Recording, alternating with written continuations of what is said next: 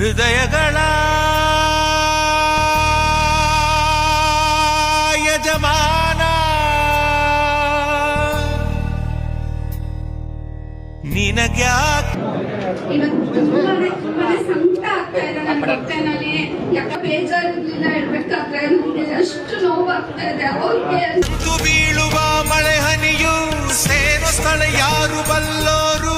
ನೂರು ಬಂಧ ಅನುಬಂಧದಲ್ಲಿ ಯಾರ ಮನಸ್ಸಿಗೆ ಯಾರ್ಯಾರೋ ಏನೆಂದು ಕೇಳಲು ಯಾರು ಇಲ್ಲ.